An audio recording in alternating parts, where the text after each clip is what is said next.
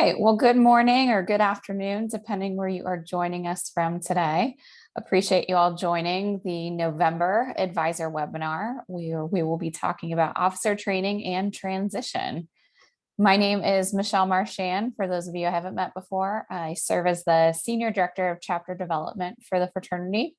I've been here for about 9 years, and a big part of my role involves working with our advisors and our alumni to support our undergraduate chapters. And I get to send you all many emails and communications throughout the year. So it is good to be with you for today's webinar.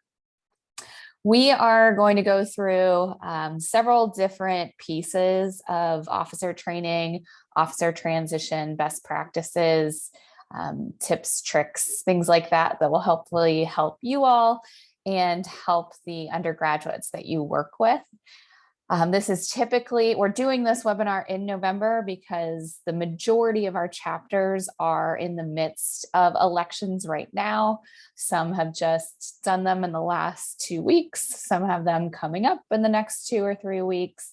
And so while we do have a couple chapters that are on a academic year cycle, the majority of our chapters are on a calendar year cycle for elections. And so that is why this is scheduled right now. So let's jump into it. We do have a chat box. We do have Q&A. If you think of something as we go, feel free to drop it in the Q&A or the chat box. And I can either try to respond in the midst or definitely catch it at the end as well. So let's talk a little bit about the typical officer life cycle. As you can see here, this is what the majority of our chapters think of and utilize when it comes time for identifying and electing new officers. We start with that election piece, move into the incoming officer transition. That new officer is educated, trained, starts to plan for the year ahead, moves into that action phase over the next 9, 10, 11 months, and then finally starts to work on the outgoing officer transition preparation as they get into the election cycle.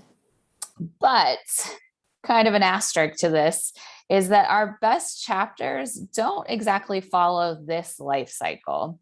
What I mean is that they are thinking about this process all year long, not just a couple of weeks before elections. We'll talk about this as we get into today's program a little bit more and some of the best practices that some of our chapters do. But this is a much more dynamic life cycle for some of our chapters than what you see here.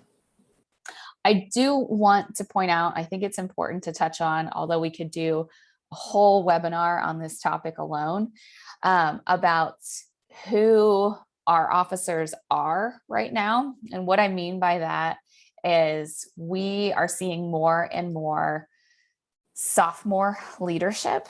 And I think for our seasoned advisors on the webinar today, you'd probably agree that it's always better to have older members involved, especially in the key positions of chapter president, VP finance, VP member education, because of how crucial they are to the chapter and to the future of the chapter. So I want to make a point now of probably an obvious point for some of you that we need to keep working on and focusing on how to keep our juniors and seniors engaged and see those higher level leadership roles as important for juniors to take over as chapter presidents and not simply give it to a sophomore with promise. You know, finding those new roles for sophomores with promise, absolutely. There are a lot of different positions and chair positions, but we need to keep working and keep pushing on it. And like I said, it's a much bigger topic that we could probably spend an entire webinar on. So that being said, let's jump into some transition strategies here. And when I say this, there's really 3 key areas that I want us to spend the first part of this webinar chatting about. We're going to get into a slide for each of these. So consider this your overview, your preview of each of these topics. But the first one is going to be documentation. So preparing both the new officer and the outgoing officer, thinking about what did I do? When did it happen? Where was it? How did I do it? Why did we do it? All those pieces, making sure that it's documented. The second piece we're going to talk about is related to transition meetings and really the three key areas for those transition meetings. That's the executive board as a whole. That's one-on-one with those incoming and outgoing officers. And then that's with you all as the advisors. And then the third strategy is related to calendar planning and being able to map out the year ahead. Look at all the big events, deadlines, expectations that might come and put those on the calendar now. So it's not a surprise on April 30th when something is due from the university. So like I said, we're going to talk about each of these in a little bit more detail on the next few slides. So the first one, so let's talk a little bit more about documentation. First, we'll focus on that outgoing officer. Now, hopefully, ideal world, he has been keeping this information as he has gone over his officer position in the last 12 months. We know that some of our officers are more organized than others. So for those that aren't, so this is going to be a crucial reminder element to document everything before the election occurs. We do have a template for officer transition on the DU website under the officer resources page. But really what this needs to look like is month by month. Document what it was you had to do in your position that month. Some months it might be easier than others based upon the different positions and what's needed of them. For somebody that's serving in a recruitment role, you might be really heavy with details at the beginning of the semester. And as you go later on in the semester or later on in the quarter, that might trickle off a little because it's not the key focus, although you should always be recruiting. It just might not be the key focus at that point in time. But really each officer taking the time to detail, describe everything that they did on a monthly basis. Our best chapters are the ones that have this all documented electronically. A lot of our chapters use Google Docs for this purpose and have, their folders and files for each officer and everything that they do in each of those. It's an easy transition point to give that new officer access to it. I do think we have a couple of chapters that have started to use Slack. That's another option. And there's a lot of other project management systems that our chapters can use too, both free and paid versions. We do still have a couple of chapters that I'm aware of that do the written binder of information, and that is okay. I mean, as long as it's actually being used, but certainly a best practice there would be to have it all electronically documented so it doesn't get lost or forgotten on a bookshelf somewhere. Other things to include in that documentation piece. So getting them to think about who are the key contacts that you're going to need to know in this position. So who is my liaison at the fraternity headquarters? Who do I work with on the campus fraternity and sorority office or the student activities office? Who do I need to know? Who's the IFC advisor? What about my chapter advisor? Do I have a specific advisor for my position, or do I have an advisor who maybe works with 3 or 4 other officers? Regardless of that setup, we need to make sure they know their point of contact. Also, thinking about, does that specific position oversee any chairs? Do they oversee any committees? What's the makeup of those committees? How are the committees structured? How are members appointed to those committees or elected to a chair position? What's that education and training process need to look like from the officer to the lower level positions. Also in this key contacts piece, what are the passwords we need to know? So if we're going to do everything electronically, we have a lot of chapters that have started to shift to general email accounts. So by that, I mean, it might be the DU Georgia Tech president at gmail.com, so that email address is consistent to the president. Well, that's great, but we need to make sure the password for that account, gets passed on to the new officers. Depending on the position, if you're VP finance, obviously we need to make a transition with the bank account.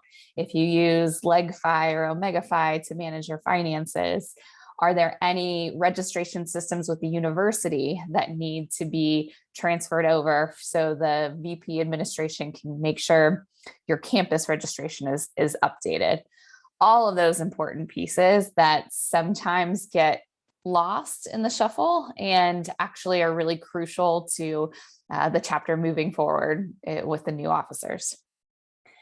Next one on there talks about DU requirements. So thinking about things like CEP, the Chapter Excellence Plan, the Meta Merit Standards, CEP, which criteria pertain specifically to that officer position? Has the outgoing officer already submitted the things he did for this fall? We know sometimes that doesn't happen, and then it lands on the shoulder of the new officer to try to remember what happened this fall. So definitely setting that as an expectation of this outgoing officer transition, making sure he has completed all the CEP submissions for the programs and events and criteria that he actually accomplished this fall. And then having that be a discussion point in their meeting, which we'll talk about, what still needs to be done in the spring, what still needs to be done before that CEP deadline at the end of the academic year. Similar, Meta Merit, what, if any, of the standards specifically apply to that position? What is on the officer's responsibility to do to meet those standards? If you're the VP of External Relations, you're going to need to either yourself track, or if you have a service chair, track service hours for the year so that you are able to submit those service hours at the end of the academic year and get credit for that CEP standard, or I'm sorry, for that Meta Merit standard of service hours. Also in the DU side of things, thinking about educational programs, we'll talk about that on the calendar side as well, but making sure the outcoming officer shares with the new officer, what are the DU educational programs that I might have to go to? Clearly, if I'm the new president, I'm going to have to go to President's Academy. Well, what do I need to know about that? How do I register? All those good pieces. The next bullet point here talks about campus requirements. Obviously, this is going to vary from campus to campus, but a majority of universities that DU has chapters at have some sort of a accreditation or recognition or registration process of some sort for the fraternities and sororities on that campus. So it's important to find out, what do we have to do as a chapter to stay in good standing with the university? Do we have to attend a training session with the university for new officers? Do we have specific deadlines we need to meet? All that information that's important to pass on. And then finally, for the outgoing officer, to think about the successes and challenges of his time in office. This is, what went well, what didn't go well, what would you want to see the chapter keep doing, what would you change? Great opportunity to have the outgoing officer do either a SWOT analysis or a SOAR analysis. I tend to like the SOAR analysis. If you're familiar with it, it's a little bit more positive psychology based. SOAR stands for strengths, opportunities, aspirations, and results. And so for that outgoing officer to be able to document, here's what I thought, our strengths were in the area of academic excellence this year. Here's some of our opportunities for the year ahead. Maybe I didn't get to do it, but I think we could build on it next year. Aspirations, maybe bigger picture. What about our chapter GPA? Maybe it's moved up a couple points in the past few years. Maybe there's opportunity here. And then our results. So what results did I specifically see in this position? What results could come for the new officer as well? And then likewise, while the majority of this documentation is going to land on that outgoing officer, there is some preparation for the incoming officer to think about too. So first, on the side of goals, any of us that have sat in a chapter election process knows that the members, when they're running for a position, they stand up and they talk about at some point why they think they would be good for this position and what some of their goals are. Well, we can't let that speech be forgotten. So this is the point for that incoming officer to actually map out what it is he wants to achieve. Here's the platform that he ran on. Let's get a little bit more specific for those goals. What steps is he going to need to take to execute those goals, to achieve them? Who does he need to talk to? Before having that transition meeting with the outgoing officer, it's really important for him to lay that all out so that he's prepared in that meeting to ask questions, get feedback, and see sort of what the feasibility of some of those goals might be.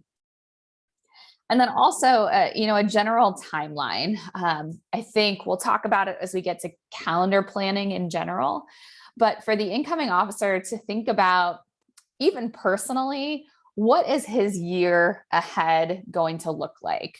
Does he know that in his major, he's going to be very busy in March and April? Maybe they have a major project that happens every year in that major, and he's going to be very, very busy then. So he's going to have to put that on his timeline so that he can accommodate clearly the academic expectations of him, but also account for what he's going to need to do in that same time frame for his position. Maybe he can prepare some things in advance so that when life gets a little bit more hectic later on in that term, he's already prepared for himself. All of that will be very helpful going into our next section here, which is where we talk about transition meetings. So transition meetings, really three key meetings that should be set up, discussed, well known when and prior to elections. It shouldn't be a surprise to a new officer that he is going to have to participate in a executive board transition meeting, and a one-on-one transition meeting, and in a meeting with an advisor. So the three meetings, first one, the executive board, incoming, outcoming executive board officers sitting down together, everybody all together. Ideally, finding the right space for this is important. I hate to see when a chapter tries to do a transition meeting and they're just kind of sitting scattered on couches, slouched around. Like, that's just not setting them up for a successful meeting together. And so I think the space for this is actually really important. So finding a classroom, finding a meeting room in the student center, where they can sit in a circle or in a square in a way that they can all see each other, and take that as a professional setting for the transition. The focus of this meeting should really be higher level. By that, I mean focusing on how did the executive board work well together over the past year? How did they not? What are some lessons learned that need to be shared with the incoming executive board? What are some of those bigger conversations and challenges that maybe the officers worked on together that will be important for the new officers to know? Maybe there's some things going on campus that the outgoing board had to deal with, whether it's something with IFC or something with other organizations on campus, whatever that might be. having that large group discussion conversation, dedicating at least 60 minutes to it. Some chapters actually make this a half-day retreat, roll it into the one-on-one meetings afterwards, and that can be really effective for them. The second type of meeting that should occur is that one-on-one meeting. So outgoing officer, incoming officer, sitting down, spending time together, going through the details of that position, review the responsibilities, review what they achieved. If it's being done electronically on like Google Docs, physically having that document opened, going through sort of step by step, month by month, here's what happened, here's what didn't. I think one part of this that's important is to, as much as possible, get the outgoing officer to focus on the actual specifics of the role and not the war stories or the, kind of like, here's all the bad stuff that people didn't. It's important to share context, but as much as we can, get them to focus on the actual duties and responsibilities of the position versus just kind of, either complaining or bragging on both sides. That's all well and good for that stuff to happen, but we want this to be productive, and we want it to also set up for that incoming officer what he is going to need to do a year from now when he's wrapping up his position. Time frame for this, ideally at least 60 minutes for them to meet one-on-one. I do know that there's some chapters that actually split up this meeting. So they will have the new person and the old person meet a couple days after elections, just like while everything's fresh, let's just talk. And then they will meet again 2 or 3 weeks later, once that new officer has started to think through things a little bit more, had a little bit of time to plan stuff, kind of give them a little bit of room to grow just a bit, and maybe come prepared with some different questions or different plans than if it was 2 days from elections and they really didn't have as much time to get into the details of things. And then finally, the third meeting, this is where you all come into play as well, although it's great to have you involved with the other meetings. But making sure that the new officer meets with their advisor, whether you are in an advisory board structure where it is one advisor to one officer, or it's a structure where maybe it's one advisor to a couple of officers. Either way, it's important to sit down. If it can't be done in person, definitely recommend at least doing it on Zoom so that there is that face-to-face, you put a name to a face thing. It can make a big difference when they can see you and you can see them. Important point of this meeting is to figure out how often and how you'll communicate. So our general best practice is that advisors are meeting with their officers at least every other week. Obviously, sometimes that's going to be more because it's a busy time of year for that position. Other times you might decide, hey, maybe we can skip the meeting this week and catch up next week instead if things are going well and you feel comfortable with it. But also, what is the method by which you'll communicate?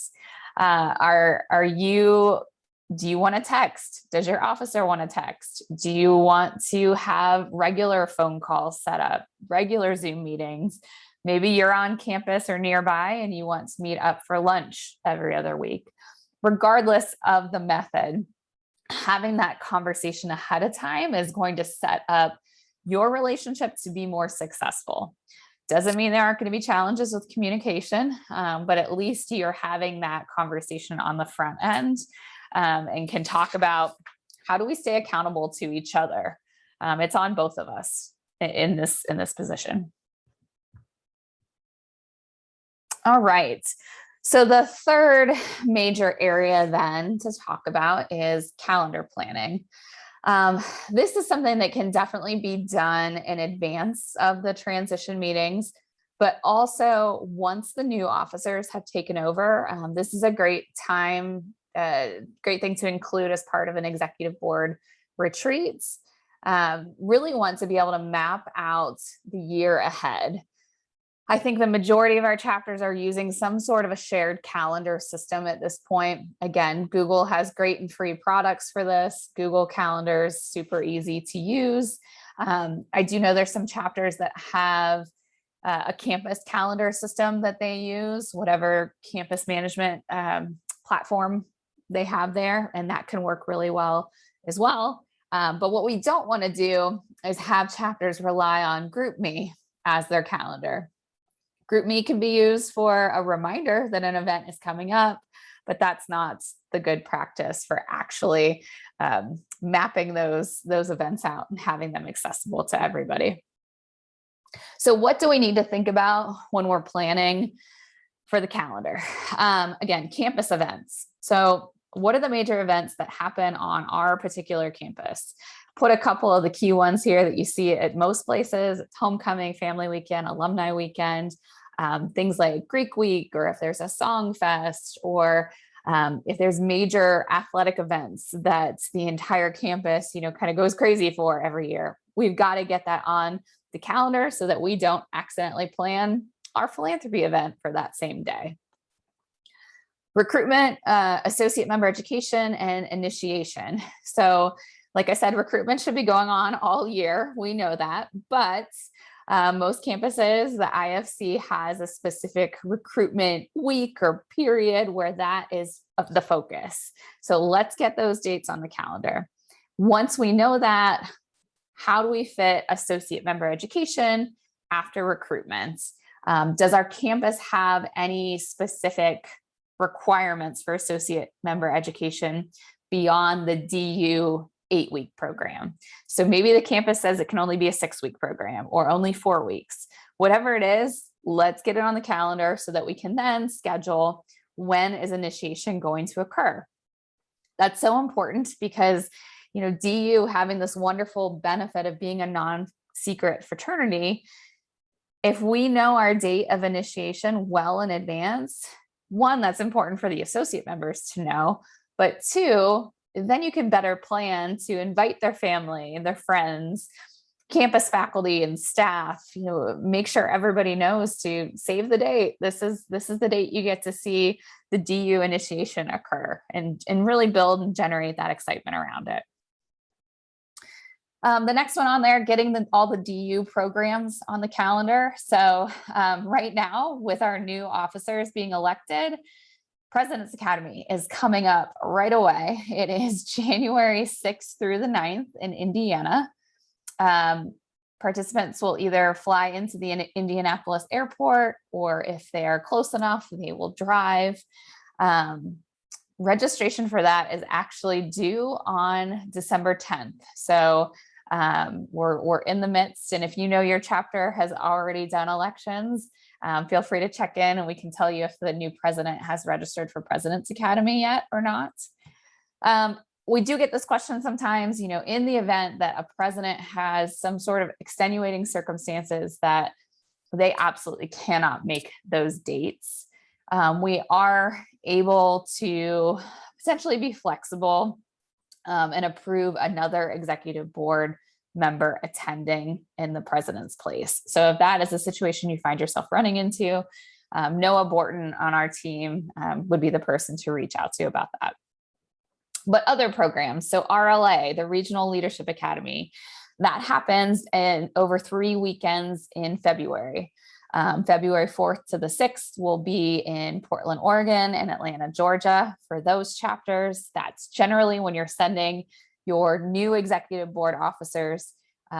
Emerging leaders are also welcome, but RLA is really focused on officer specifics. So trying to get those new officers there is really the key, the focus of that program. February 11th through the 13th will be in Kansas City, Missouri, and Philadelphia, PA. And then February 18th to the 20th, we will be in Chicago, Illinois. So all of that information is available on the website. Registration for RLA is a little bit more flexible.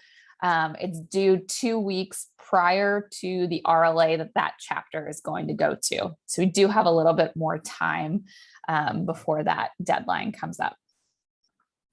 Dual is really a program focused on our emerging leaders. It's the Delta Upsilon Emerging Leaders Experience. That doesn't take place until June 7th to the 11th up at UMass Amherst and Williams College, where DU was founded. But it's important to put that on the calendar now and have the new officers thinking about which of our sophomores and freshmen should we encourage to apply for that program. The program is fully funded by the Delta Upsilon Educational Foundation, and it's a phenomenal opportunity for our newest members to go, one, see where DU was founded, but also really get that first crucial introduction to the fraternity on an international scale. Also on this list, LI, the Leadership Institute. It's the fraternity's annual convention. Key part of this is that at least two members need to attend the Leadership Institute. That is where the fraternity's business is conducted, as well as education and celebration. That's where our big awards are given out every year. This upcoming year, August 4th to the 7th in Orlando at the Hilton Disney Springs. So if you've got any Disney fans in the chapter, this will be a good program year to go as well. And then also GSI is on there, the Global Service Initiative. We are still, fingers crossed, hoping to be able to send members down to Jamaica in May and June of this upcoming year. Again, fingers crossed that COVID allows that to be a possibility, but certainly put that on their calendar. Other key deadlines on the calendar. So rosters, twice a year, chapters need to update their rosters with the fraternity headquarters, September 15th and February 1st. Fees are also due at that same time for the year. Reporting. So when they take associate members, when those associate members are initiated, when chapter officers are elected, all of those things need to be reported, updated with us at headquarters within 7 days of those events occurring. And then also just the program registration deadline. So if we're putting RLA on the calendar, we need to make sure we put that RLA registration deadline on the calendar 2 weeks prior.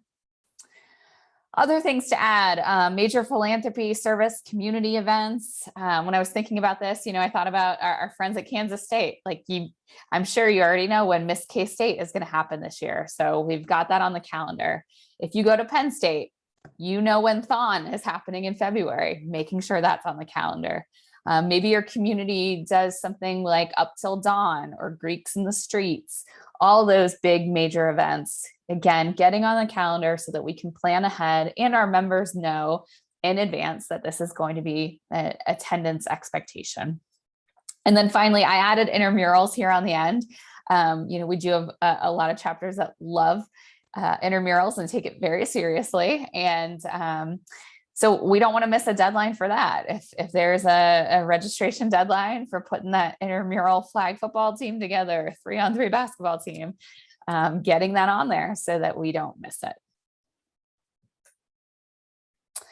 Okay, so additional resources. Hopefully, I call them helpful. Hopefully you all find them helpful. We already mentioned CEP, but I just want to stress here that CEP is truly meant to be a blueprint for chapter success.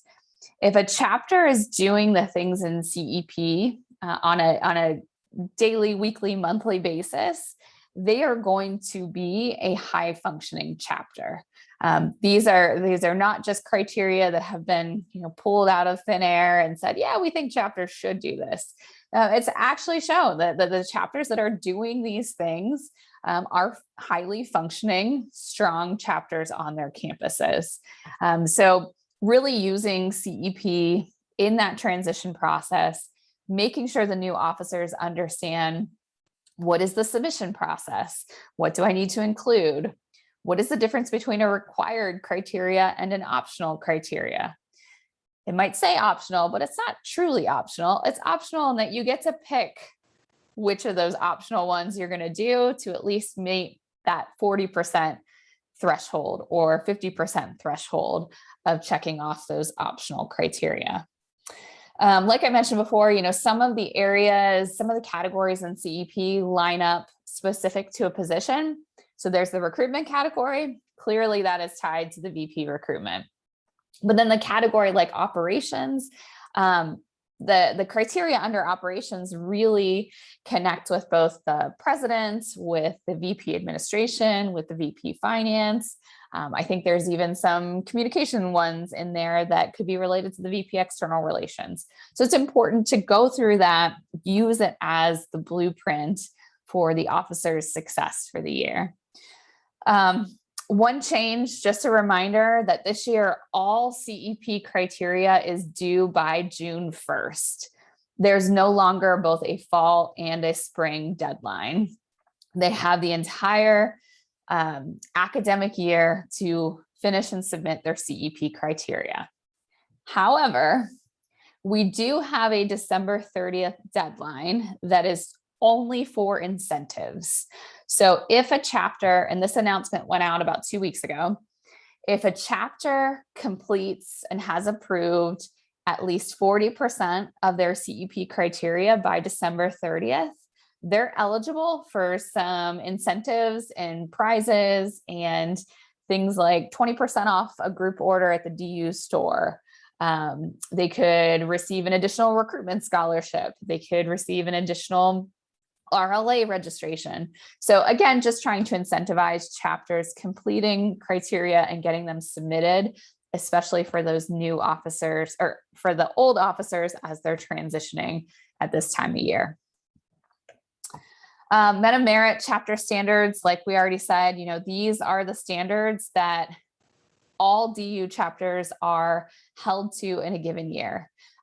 Utilizing the DU webpage, review the chapter standards, make sure each officer understands how his role fits into achieving each of those 11 standards for the year. Those standards really play a big role, huge role, most important role maybe in determining our sweepstakes winner and sweepstakes finalist. And for those that are new, the sweepstakes winner is the highest award that can be given to an undergraduate chapter. And then there are 7 finalists for that award. And so it's a very big honor that's given out every year at the Summer Leadership Institute.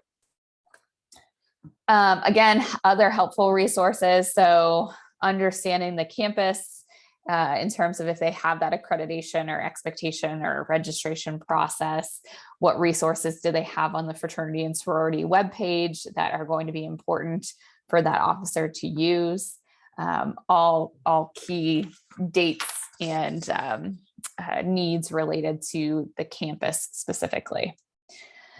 I'll put a little plug on the DU website. We have those 2 pages that are dedicated to officer resources and advisor resources, specifically broken up by position so that you can easily, quickly see what you're looking for. And if there's something you need but don't see, of course, reach out to staff. A lot of times we can pull information from past CEP submissions.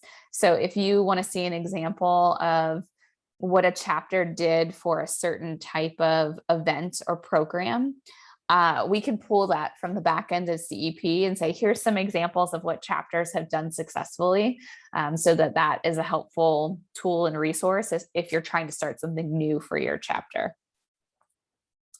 And then finally, DU educational programs, we don't just hold the programs for fun. They do have an educational purpose. And so, the point of sending the president to President's Academy, sending the executive board to RLA, that is for them to get that in-person learning time where they are able to connect with DU staff, they're able to connect with DU volunteers, they're able to connect with each other. A lot of our chapters will use RLA as like an exec board second retreat because they're going to spend 2 nights together and some time away from campus together. And that can be really helpful for them.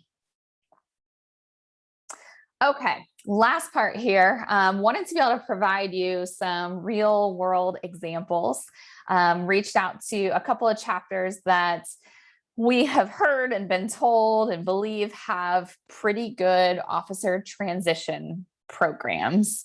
And so I'm just going to go through these, and I'm happy if you have questions specifically afterwards, I can also connect you with the advisors or the officers from these chapters. So Georgia Tech, big thank you to Walter Kopax at Georgia Tech. He's their president.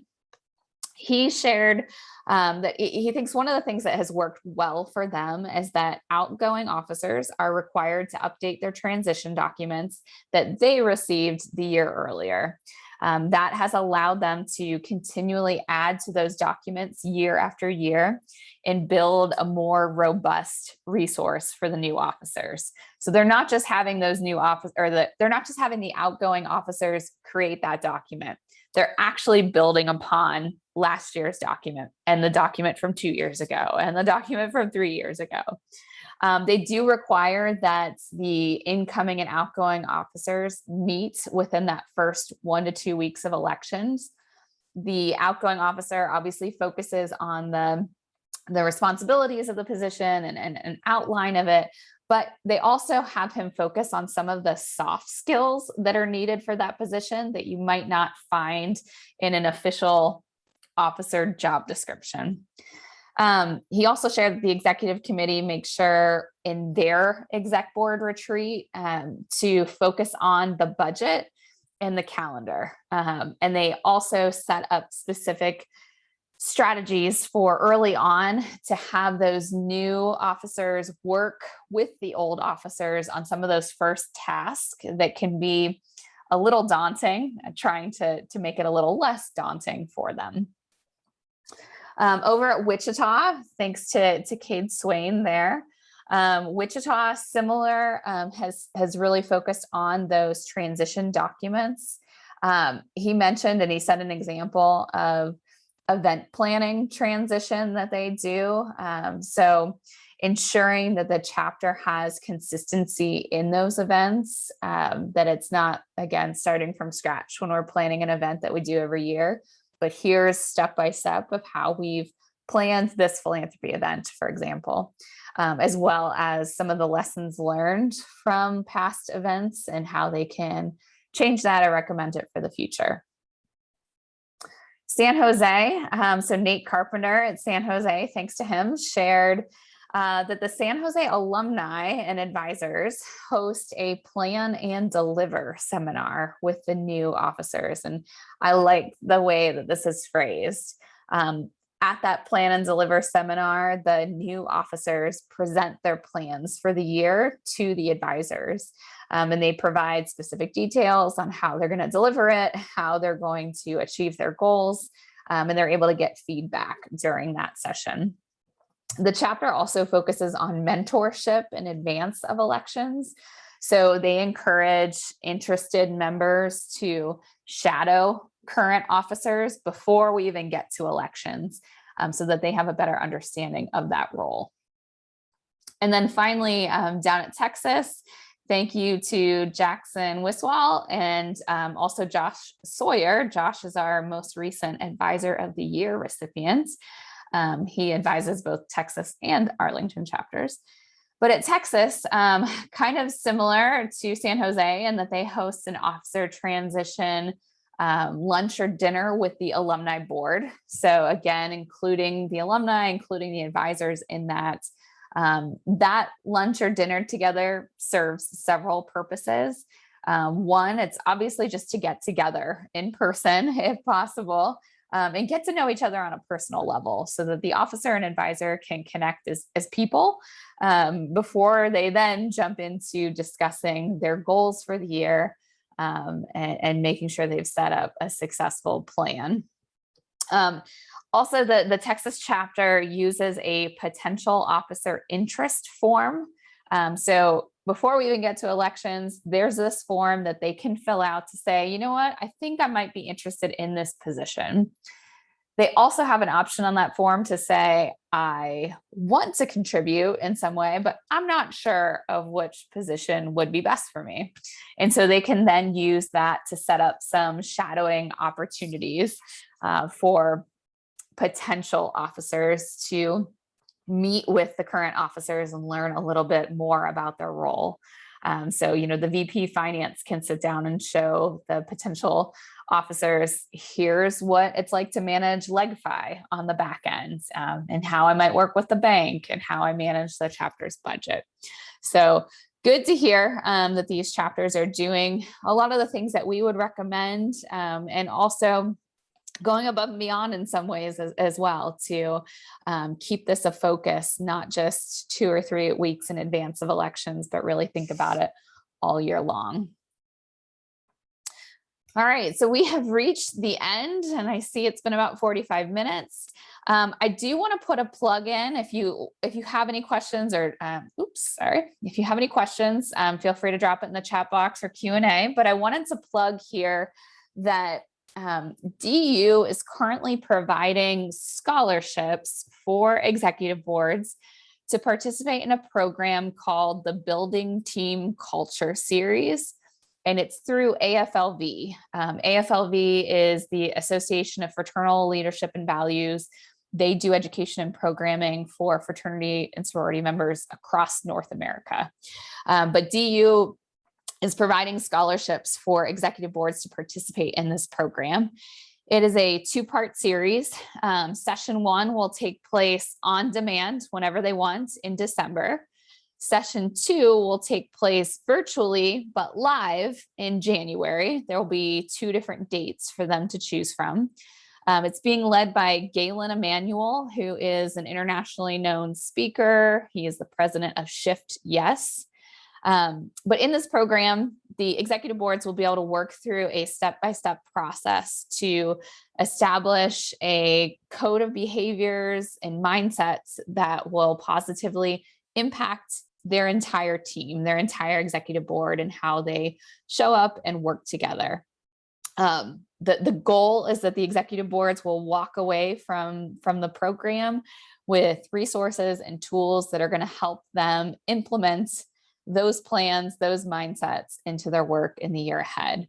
So if your chapter is interested, if you think this is a good idea, you can find more information on the DU website. It also went out in Friday Fast Breaks recently and in individual emails from your staff liaison. But great opportunity for them to plug in and participate in that program. Let's see, I am not currently seeing questions, so that's good, I think. But if you all have any questions or you think of anything afterwards, feel free to reach out.